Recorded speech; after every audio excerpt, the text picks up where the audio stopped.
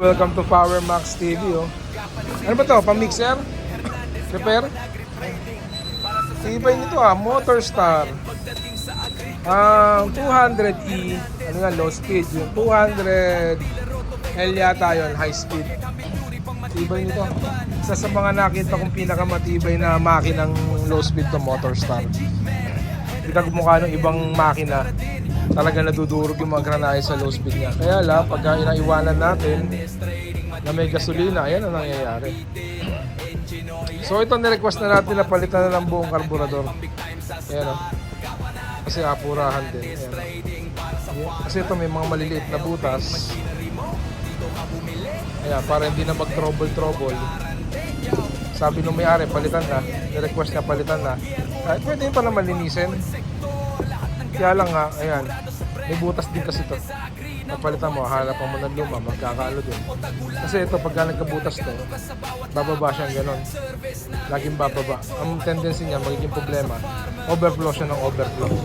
So yan, papalitan natin yung bagong carburetor. Mura na yung ganitong carburetor, kaya palit ka agad. So, pagka ini-stock ninyo, yung mga mixer ninyo, so siguraduhin nyo lang walang gasolina. Kasi yung gasolina niya, ayan, matutuyo. Yan, dedrain nyo sila lahat dito. Sige, tingnan natin kung under mamaya. Balikan namin kayo. Kapit mo na. Ayan minsan na mamali din sila dito sa pinaka-gasket niya, nababaligtad, hindi umaandar. Yung mga so maraming beses nang may customer na nagpunta dito, baligtad yung gasket din tsaka sa harapan, hirap umandar yung makina. So, yun lamang, balikan ko kayo mamaya pag umandar.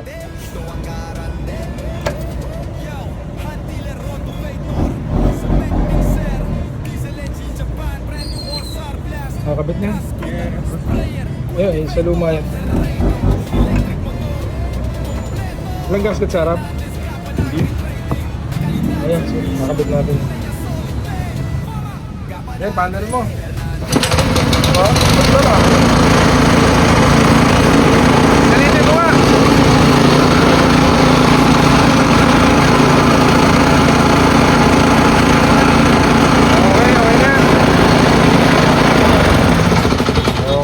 Thank you for watching Power Max TV.